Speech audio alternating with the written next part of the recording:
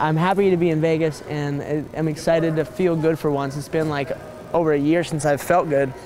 And now that I really started to realize that after this infection and everything, I mean, it's been a long time.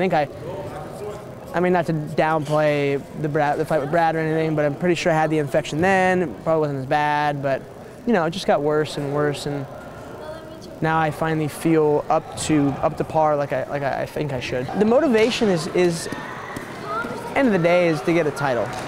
If you're not in it for that, then good luck, because this is not the kind of sport where you can like half-ass it and you know, be in it for fame or money or you know, it has to be this singular goal. Him as motivation, it's more annoying.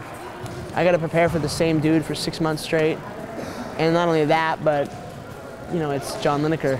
He just something about him bugs me, you know, and his whole demeanor, the missing weight thing, disrespect. I mean, he's a nice guy. He's super nice in person. You know, I'm friends with his agent. He's super nice. It's just something about him just bugs me, and I finally get to put a rest to this on Saturday, and I just want to move past this. Stylistically, John is basic. He's gonna throw big looping punches. I'm gonna make him, you know, swing big, miss big, and pay big. You know, he's got zero footwork. He just wants to take your head off or make you shit your liver out, you know, like by punching you as hard as you can. And the guy does have hands that are like this big. I'll give him that. But I mean, this isn't an easy fight stylistically. It's not going to be easy by any means, you know. He's not a pushover. Can't let him touch me. You know, he has one trick, but it's a big trick. He hits hard. But so did Brad. And Brad actually came up to me after and asked me, he goes, "Did I touch you?" I said, "Yeah, you touched me a couple times, man." You know, I think, you know, all those guys punch hard enough to knock you out. Everyone punches hard enough to knock you out. I mean, so it's nothing new. It's just, I just got to be a little extra cautious of it, put him on his back. I want this over with quickly, so I'm going to take him down, hopefully put him to sleep or take his arm home with me for Jiva and call it a day. I hate to draw comparisons to myself to great, you know, some of the greats like Fedor, but I know that my ground and pound is just as good as anybody's, ever. You know, and I shut people down with it all the time. I just, you know, the excitement of standing and kind of the new avenue of kickboxing, and I say new, I've been doing this forever, but, you know, it's the newest thing in my arsenal, so I want to tune it the most. But you get older, you get smarter, and I need to get this over with quickly, and if I can show that off, if I can show off how good I really am on the ground, and, you know, that I can, you know, crush people on the floor, because no one really does that much anymore. And I think that jiu-jitsu itself is kind of heading in a backwards direction in MMA. You know, maybe not at like a full clip, but slowly, you know, it's just the evolution of the sport. But I'd like to show off that, you know, I am first and foremost a ground guy.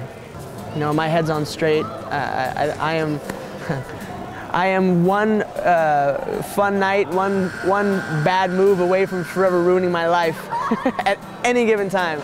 I think everyone knows that, you know. All that's gone now. You know, I'm just I'm in a better place, and you know, I got you know, a lot less distractions. There's always going to be distractions in life, but you know, I think just where I'm at is just good, and I think I'm ready to show the world that I'm the best. The women in my life, there's two of them. You know, I got my daughter and my girlfriend. You gotta grow up sometime, Peter Pan.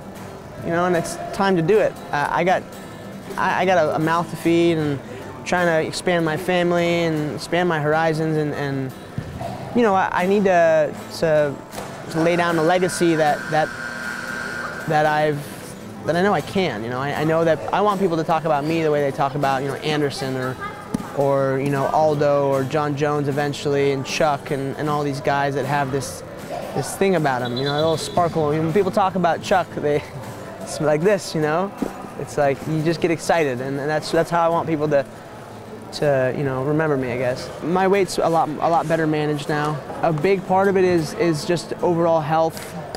with my life, with my daughter's life. You know, she has to have a very strict diet, you know, with her condition. You know, she's not dying or anything. She has juvenile rheumatoid arthritis.